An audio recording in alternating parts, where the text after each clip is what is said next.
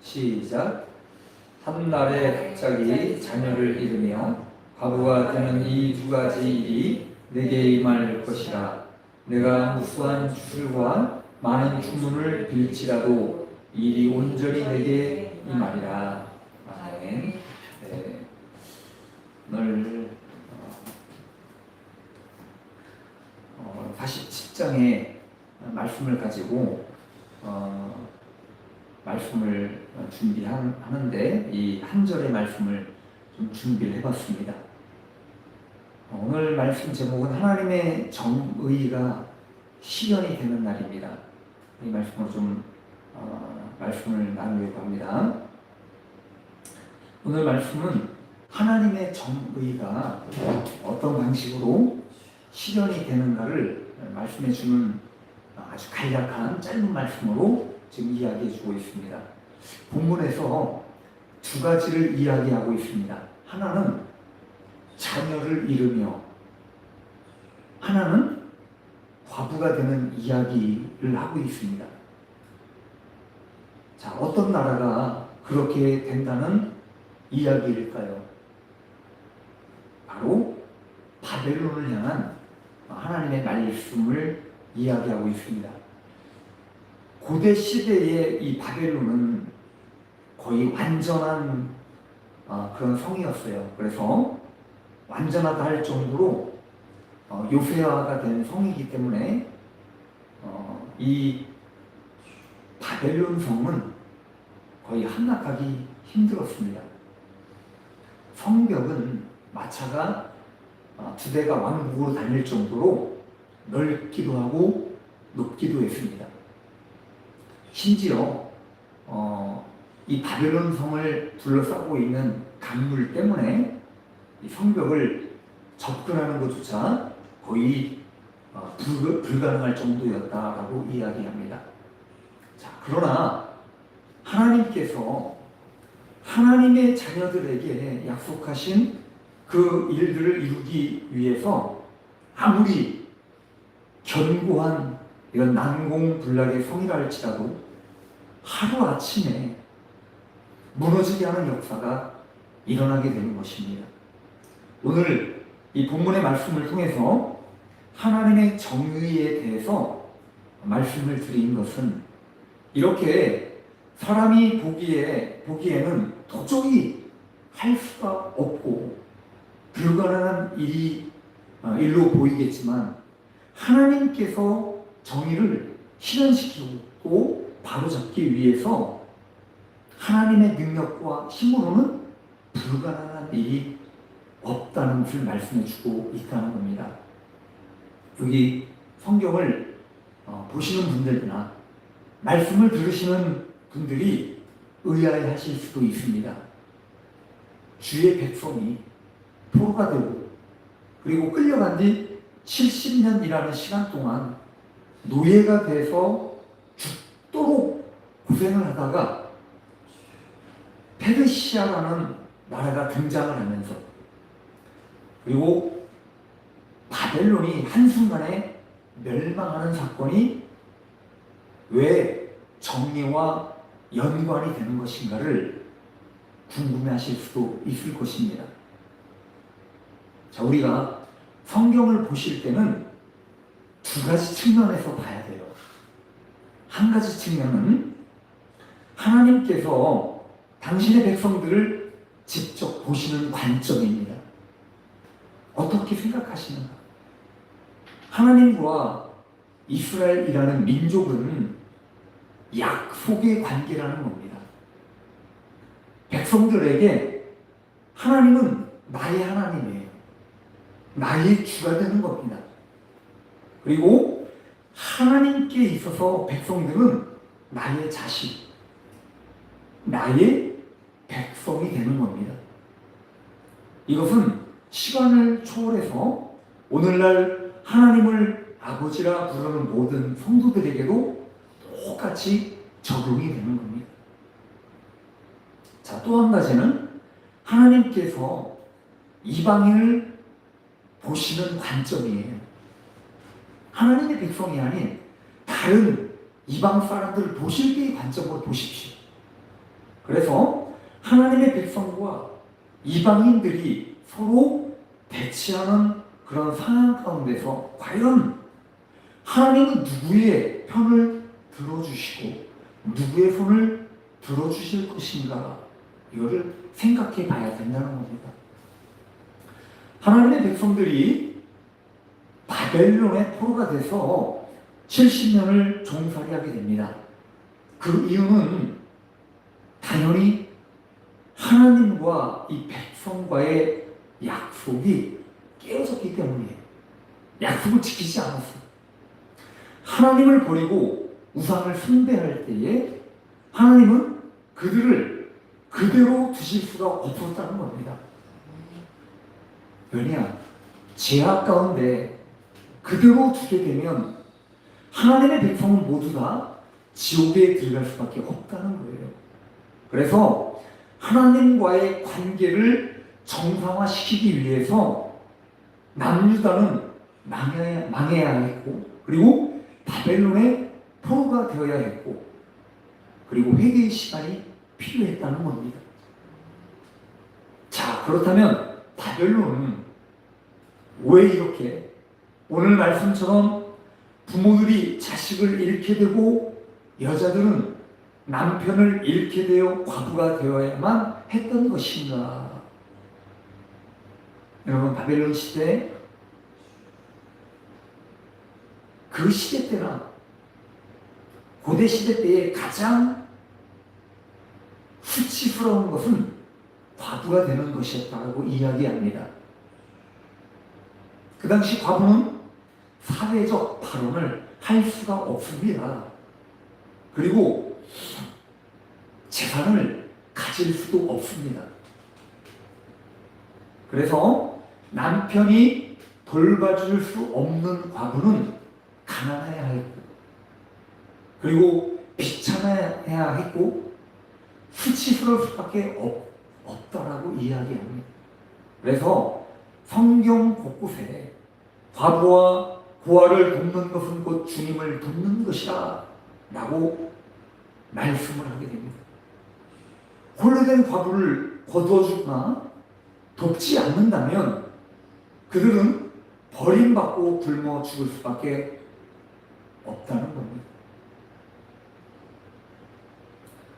구약에서도 특히나 이스라엘 민족 안에서 한 여인이 남편을 잃게 되면 그 여인은 죽은 남편의 형제들이 끝까지 책임을 지고 돌봐야 하는 것이 곧 정의로운 것으로 여겨졌던 거예요.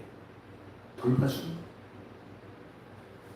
자, 그런데 이 바벨론이라는 나라는 유다 민족이 하나님을 섬기는 나라라는 것을 알면서도 하나님의 선민을 멸망시키는데 주저하지 않았다는 겁니다.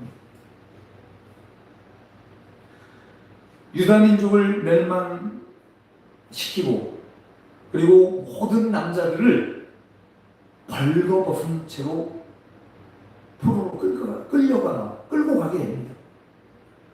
채찍을 맞기도 하고, 그리고 모든 수치와 모욕을 당하면서 이렇게 가족들과 강제로 헤어짐을 당하게 됩니다.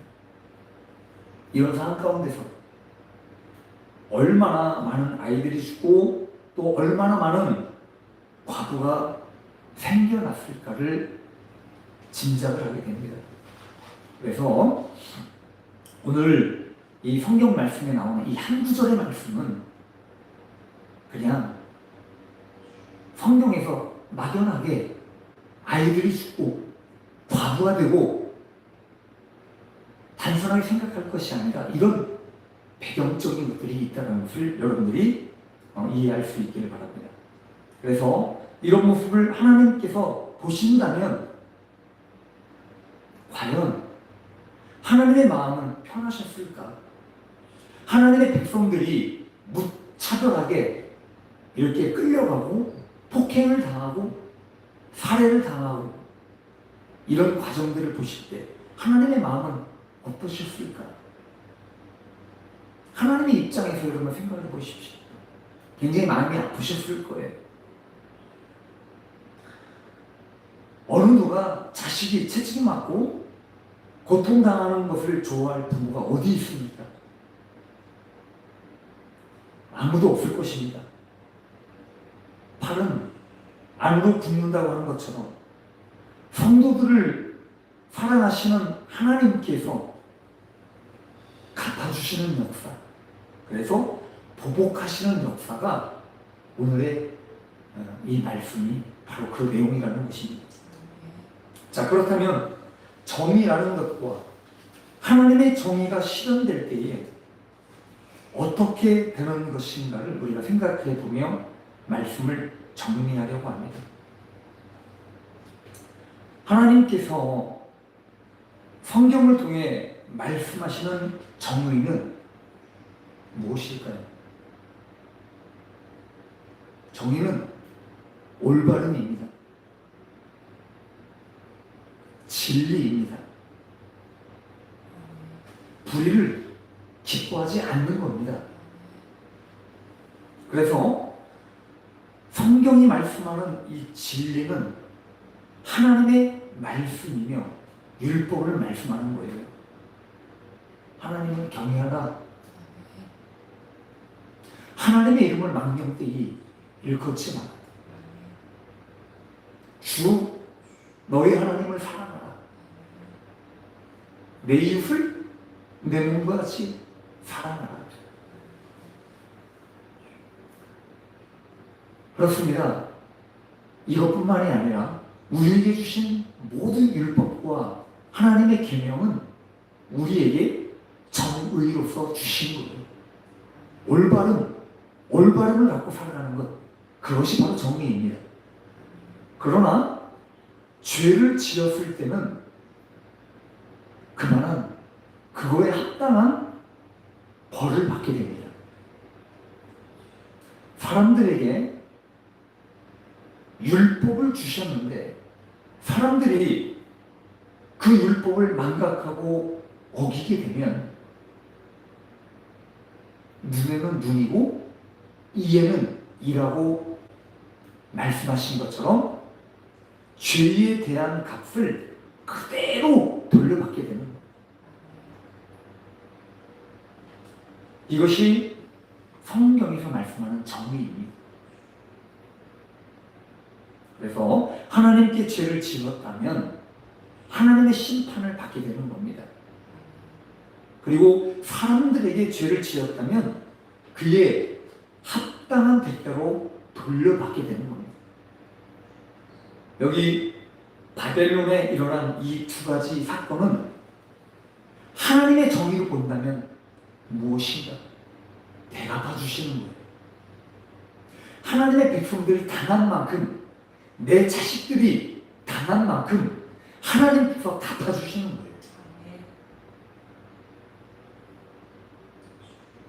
그런데 이 대갚아주심이 그들이 아무리 피하려 애를 쓴다 할지라도 온전히 내게 임하게 될 것을 말씀을 합니다. 오늘 이 한 구절의 말씀이지만 우리는 이 말씀을 통해서 많은 교훈을 우리에게 주고 있습니다. 한 가지만 말씀을 드리고 말씀을 마치려고 합니다. 요즘 우리가 이 시대를 살아가면서 정의라는 걸 생각해 볼 필요가 있습니다. 개인도 그렇고 국가도 마찬가지입니다. 정의가 어디 있습니까? 요즘 나라를 걱정하시는 분들이 많이 계십니다. 주변에도 많이 보고 있습니다. 오늘의 대한민국이나 이 지도자들을 보면 정의와 공의가 많이 무너진 모습을 보게 됩니다. 범죄자 기록이 있는 사람들이 최고의 고위직과 수많은 고위직에 올라와 있는 걸 보게 됩니다. 그리고 자기가 하고 싶은 일을 위해서 그 법을 바꿔서라도 실행하고 있습니다. 죄 없고 힘없는 사람들은 오히려 부당함과 그리고 모욕을 받는 그런 시대에 우리가 살아가고 있습니다. 여러분, 정의를 외치고 올바름을 이야기하는 사람들은 입을 막고 족쇄를 채우려고 하고 있습니다. 그러나 오늘 말씀처럼 하나님의 정의는 아직 살아있고 모든 사람이 적용을 받게 될 것입니다. 주님께서 만약에 이 땅에 오신다면 모든 정의가 그리고 모든 불의가 다 드러나게 될 것입니다. 의인은 하나님의 오른편에 앉아서 위로를 받게 될 것이며 악인은 하나님의 왼편에서 무서운 심판을 받게 될 것입니다. 정의롭지 않은 정치인들, 권력자들, 종교인들 이후에 하나님의 무서운 심판이 따르게 될 것입니다. 우리는 이 올바름과 정의를 외치고 말할 수 있기를 바랍니다. 그리고 하나님의 말씀으로 우리는 살아갈 수 있기를 바랍니다. 우리 말씀 붙잡고 잠시 기도하려고 합니다. 하나님, 우리에게 정의를